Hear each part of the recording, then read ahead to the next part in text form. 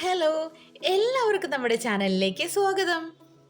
ഇന്നൊരു ഉഗ്രൻ മീൻകറിയുടെ റെസിപ്പി ആയിട്ടാണ് കേട്ടോ ഞാൻ വന്നിരിക്കുന്നത്. അയലമീൻ മുളകിട്ടതിൻ്റെ റെസിപ്പിയാണ് കേട്ടോ ഇന്ന്.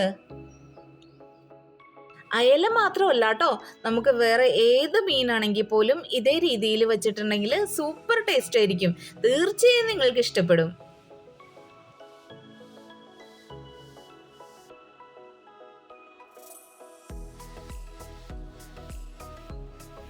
അര കിലോ അയലയാണ് കേട്ടോ ഞാൻ എടുത്തിരിക്കുന്നത്. ഇതേപോലെ ക്ലീൻ ചെയ്ത് കട്ട് ചെയ്ത് വെച്ചിട്ടുണ്ട്. ചുവന്നുള്ളിയും വെളുത്തുള്ളിയും ഇഞ്ചിയും എല്ലാം നമുക്ക് ഇനി ഒന്ന് ചതച്ചെടുക്കണം.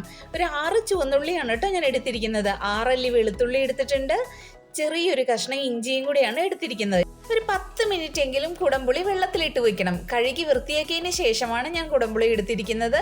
ഒരു 4 ചെറിയ പീസ് ഞാൻ എടുത്തിട്ടുണ്ട്. പുളിക്ക് അനുസരിച്ച് വേണം കേട്ടോ എടുക്കാനായിട്ട്.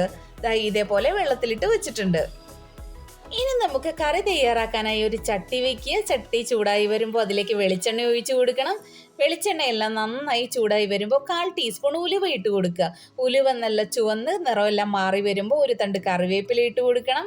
കറിവേപ്പില എല്ലാം മൂത്ത് വരുമ്പോൾ അതിലേക്ക് നേരത്തെ ചതച്ച് വെച്ചിരിക്കുന്ന ഇഞ്ചിയും വെളുത്തുള്ളിയും ഇട്ട് കൊടുക്കണം. അതിൻ്റെ പച്ചമണം മാറുന്നത് വരെ വഴറ്റിയെടുക്കണം.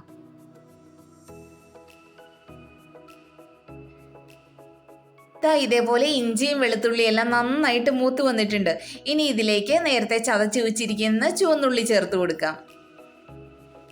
ഉള്ളിയും ഇഞ്ചിയും വെളുത്തുള്ളിയും എല്ലാം കൂടെ മിക്സ് ചെയ്തതിന് ശേഷം നന്നായിട്ട് വഴറ്റിയെടുക്കണം.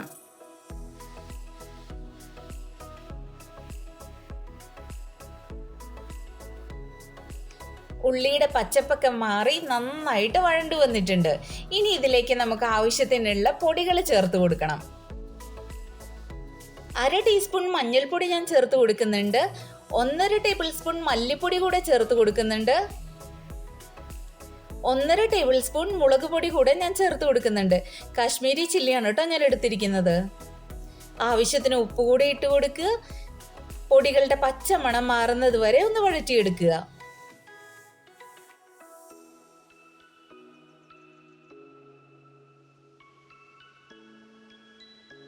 മല്ലിപ്പൊടിയുടെയും മുളക് പൊടിയുടെയൊക്കെ ആ പച്ച മണം ഒന്ന് മാറി വരുമ്പോൾ ഇതിലേക്ക് നമ്മൾ നേരത്തെ വെള്ളത്തിലിട്ട് വെച്ചിരിക്കുന്ന കുടംപുളി വെള്ളം ചേർത്ത് കൊടുക്കുക. ചാറിന് ആവശ്യമായ വെള്ളവും കൂടെ ഒഴിച്ചു കൊടുക്കണം.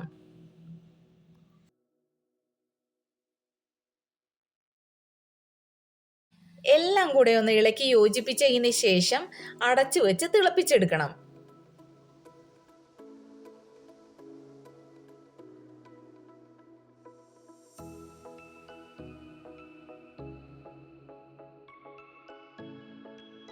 നന്നായിട്ട് തിള വന്ന് കഴിയുമ്പോൾ നേരത്തെ നമ്മൾ കട്ട് ചെയ്ത് വെച്ചിരിക്കുന്ന മീൻ കഷ്ണങ്ങൾ ഓരോന്നായിട്ട് ഇട്ട് കൊടുക്കുക.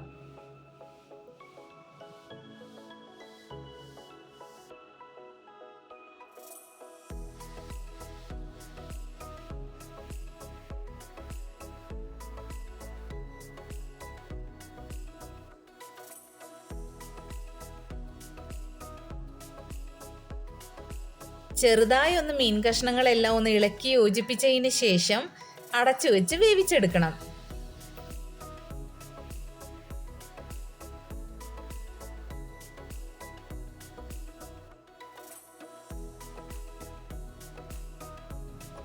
ചാറെല്ലാം കുറുകി മീൻ കഷ്ണങ്ങളെല്ലാം നന്നായിട്ട് വെന്ത് എണ്ണയെല്ലാം മീതെ തെളിഞ്ഞു വരുമ്പോൾ ഫ്ലെയിം ഓഫ് ചെയ്തതിന് ശേഷം കുറച്ച് കറിവേപ്പില കൂടി വിതറി കൊടുക്കുക.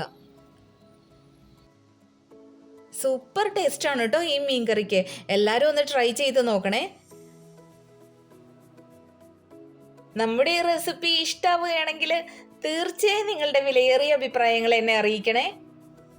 കൂടെ നമ്മുടെ ഈ കൊച്ചു ചാനൽ ഒന്ന് സബ്സ്ക്രൈബ് ചെയ്ത് സപ്പോർട്ട് ചെയ്യണേ എല്ലാവരും.